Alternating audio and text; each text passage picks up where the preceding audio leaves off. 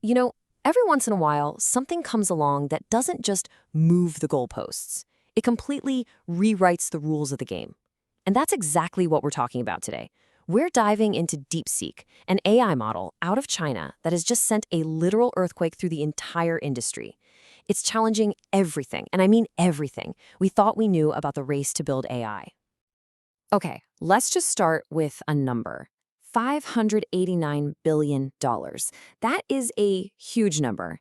And it's how much market value Nvidia, the most valuable chip maker on the planet, lost in one single day, right after an earlier version of DeepSeek dropped.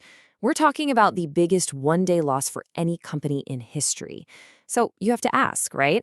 How on earth did a relatively unknown AI model cause that kind of financial earthquake? And the mystery, well, it just got deeper. You have experts like Andrej Karpathy, we're talking former head of AI at Tesla, a real giant in the field. And he looks at this and says they did it on, and this is a direct quote, a joke of a budget. I mean, come on, everything we knew said this just wasn't possible. So how did this underdog pull it off? Okay, let's get into it. Let's break down what actually happened here. All right, first things first, we need to talk about performance. Because with its latest release, DeepSeek V3.2, it didn't just, get a seat at the table with the big guys. No, it blew right past them. It's setting a totally new standard for what these models can do. Okay, so let's look at the actual numbers, the hard data. Now keep in mind, these are projections for where we think these top models will be by late 2025. And check this out. In these super tough math competitions, DeepSeek's specialized version is actually outperforming what we expect from GPT-5 and Gemini 3.0 Pro. And then you look at multilingual coding, and the base model, not even the fancy one, has this huge lead. So this isn't a story about a company playing catch-up anymore. This is a story about them leading the pack. And look, these aren't just some abstract scores on a test only AI researchers care about. No way. We're talking about performing at a gold medal level in the absolute toughest STEM competitions for humans. The International Math Olympiad, the Informatics Olympiad, even the World Finals for competitive programming. This is the kind of stuff we thought was still years and years away for AI. It's pretty much superhuman. So the big question is, who is behind all this? Who is the architect of this massive disruption? And the answer, well, it's just as wild as the tech itself. Because this didn't come out of a familiar Silicon Valley garage or some huge government-backed project. Nope, it came from the world of Wall Street, from high-frequency trading. The company, DeepSeek, was founded by a guy named Liang Wanfeng, and he isn't your typical AI researcher. He's a quant, a quantitative hedge fund manager. His firm, Highflyer, started with just 11 grand, and grew into a $14 billion powerhouse by using AI to play the markets. And here's the kicker. DeepSeek is totally self-funded. There's no VC pressure, no board to answer to. They just do their own thing.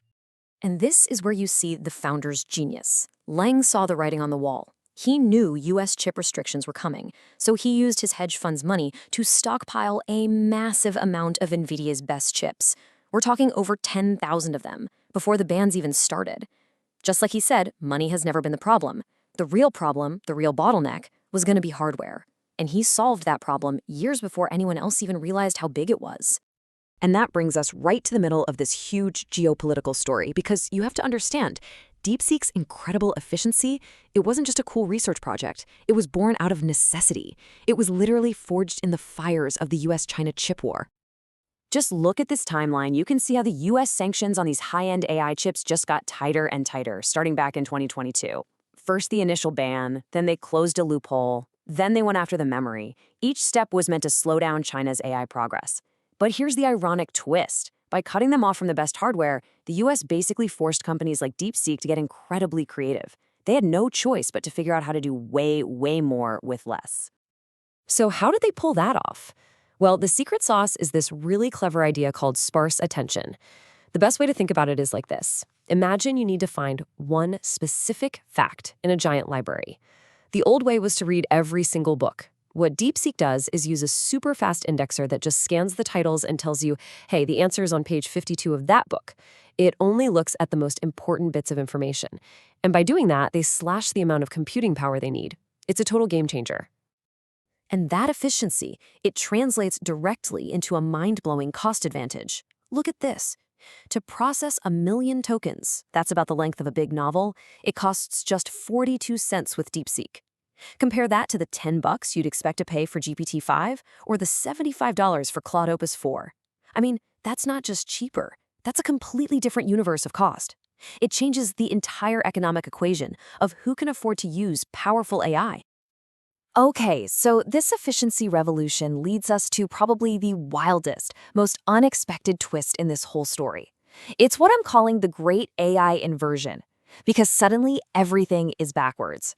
The cutting edge of AI in China is now open to everyone, while in the US, it's locked down. Let me show you exactly what I mean. On one side, you've got DeepSeek. They've made their model completely open source. You can download the whole thing, tinker with it, build businesses on top of it, all for free.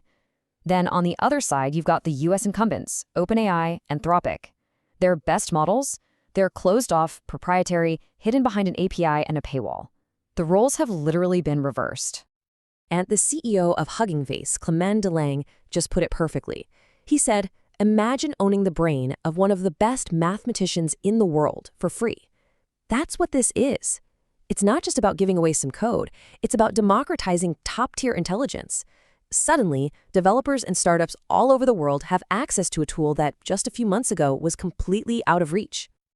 And that's where we see the ripple effects starting to spread across the globe. Because this story stopped being just about the US and China. Now, it's about what happens when the price of admission to the world of cutting-edge AI suddenly drops to zero for everyone. This whole thing just shatters the old way of thinking.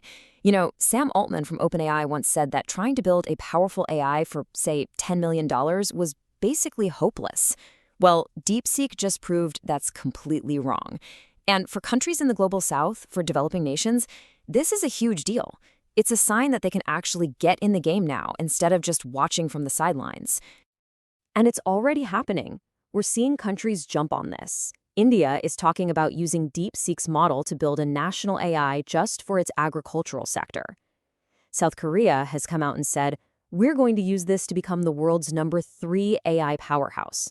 The starting gun for a totally new kind of AI race has just been fired. And this race isn't about who can build the biggest model, it's about who can use it the fastest. So where does this leave us? Well, it's left the biggest names in the industry in a state of, well, genuine confusion. The old playbook has been thrown out the window, and right now, nobody really knows what comes next. You've got one camp, the optimists like the investor Mark Andreessen.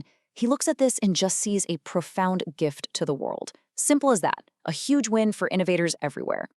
But then, on the complete opposite end of the spectrum, you have the hardcore skeptics, people like Palmer Luckey, the founder of Oculus. He's basically saying the low cost is bogus, and this is all just a clever geopolitical move by a Chinese hedge fund to scare away investment from American AI startups. And then, somewhere in the middle, you've got the measured, kind of stay calm response from a direct competitor, Sam Altman at OpenAI. He's like, yeah, they built a good model. He acknowledges it, but he's also projecting total confidence in his own team's plan, basically saying, hey, this is just how the game is played. So when you boil it all down, here's what's changed. For the very first time, the AI frontier, the absolute cutting edge, isn't locked away inside a few companies in Silicon Valley. It's open. It's out there for anyone to download and use. And that leaves us with this one massive question. It's not just about what this tech can do anymore. The new question is, who gets to decide where it goes next?